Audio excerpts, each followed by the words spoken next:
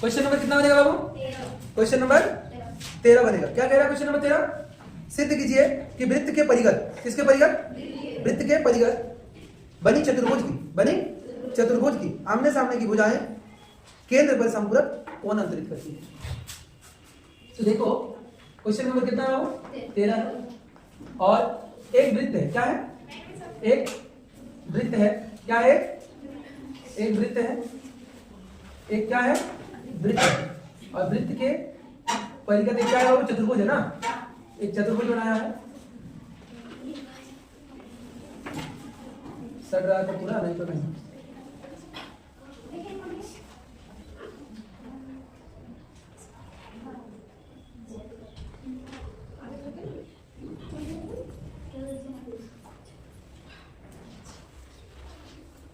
चलो ठीक है। हाँ, तो ये हो गया क्या?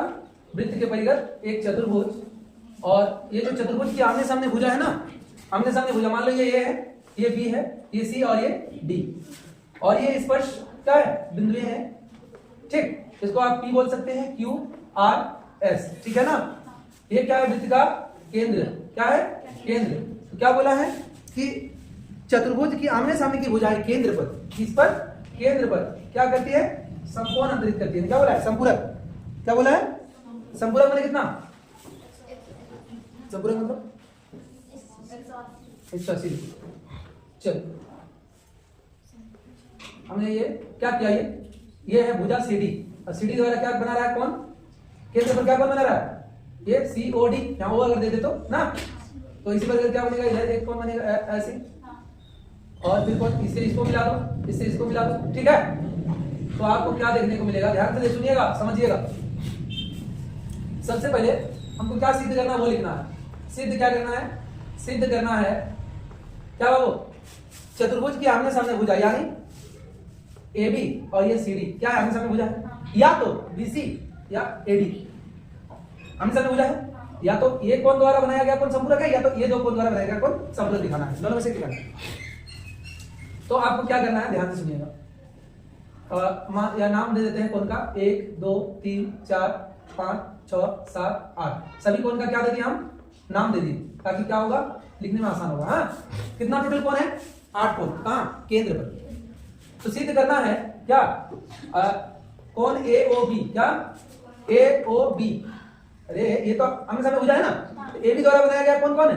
AOB प्लस CD द्वारा बनाया गया कौन क्या है? COD। कमेंट कितना है? संपूरक बने 180 डिग्री। ऐसे सिद्ध करना है, ऐसे सिद्ध करना है। चलिए एक एक करके करना शुरू करते हैं। सबसे पहले ना त्रिभुज कौन वाला लेना? त्रिभुज लेना AOS। ध्यान से सुनियो, AOS एंड त्रिभुज AOS एंड त्रिभुज AOP, ठीक है जी। अब देखो AOS का AS और AOP का AP बराबर होगा किससे? कौन से प्रमेय से? याद करो प्रमेय 10.2 से। तो 10.2 का प्रमेय क्या कहता है कि किसी बाह्य बिंदु से खींचा गया स्पर्श रेखाएं बराबर होती है ना। प्रमेय 10.2 से। दूसरा क्या? ये AOS का OS क्या बाबू? OS और इसका OP बराबर होगा, क्यों? एक ही वृत्त की त्रिज्याएं हैं, और एक वृत्त की कितनों भी त्रिज्या खींच लो, सारे क्या होंगे? बराबर होंगे। और क्या बचा? ये OS नहीं, OS नहीं, OA। क्या? ये जो AO या OA जो भी बोलो, हाँ AO बोलो तो AO बराबर AO, दोनों का काम कर रहा है, दोनों त्रिभुज का। तो क्या होगा? ये उभयनिष्ठ। क्या बाबू? उभयनिष्ठ।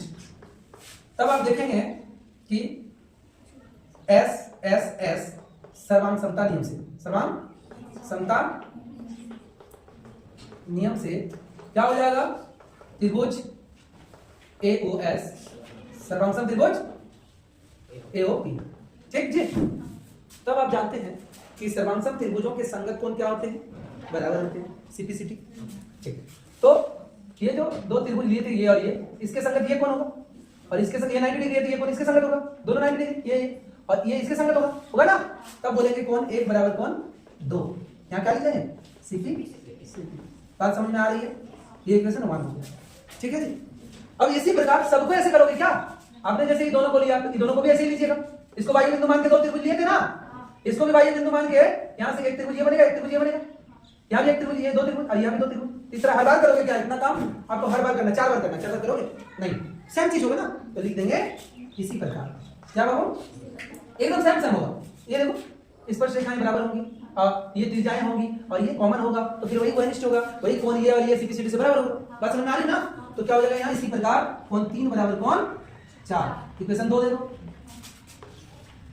और क्या लिखोगे? कोण 5 बराबर कोण 6, इक्वेशन 3, और एंड लास्ट में इक्वेशन 7 बराबर इक्वेशन 8, इसको 4 दे दो।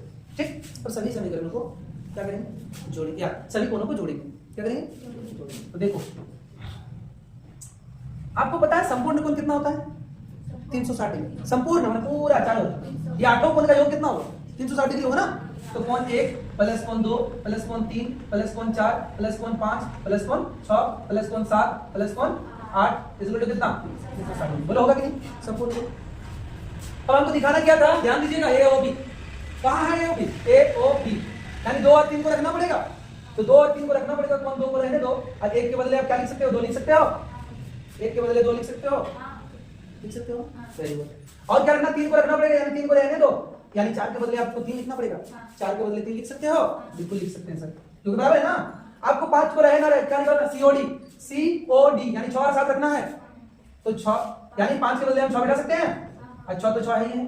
7 रखना है यानी 7 को रखेंगे ही, और 8 के बदले 7 बैठा सकते हैं। हाँ सर बैठा सकते हैं, इक्वल टू 360 डिग्री। अब देखो 2 जो है ना, 2 को है, 3 जो है ना वो भी 2 कोण है, और कोण 6 भी 2 को है, और कोण 7 भी 2 को है, 360। समझ में आ रहा है जी? अब देखो सारे को क्या ले लो? कॉमन ले लो, तो कोण 2 कोण 3 प्लस कोण 6 प्लस कोण 7, बात समझ में आ रही है? 360 डिग्री। क्या करोगे? कोण 2 कोण 3 कोण 6 कोण 7, एक ही बार में करो ना, एक ही बार में करो, कितना स्टेप बढ़ाओगे? 2 और 3 देखो ना क्या है, 2 और 3 मिलके एओबी बनाएगा, यहाँ एओबी लिख सकते हो, लिख दो। 6 और 7 मिलके क्या बना रहा है? सीओडी बना रहा है, यहाँ सीओडी लिख सकते हो, बिल्कुल सर। ये 2 गुना में उधर जाएगा, क्या होगा? 360/2 यानी AOB plus COD equal to 180 degree. यही आपको क्या करना था? प्रूव करना था। क्या करना था?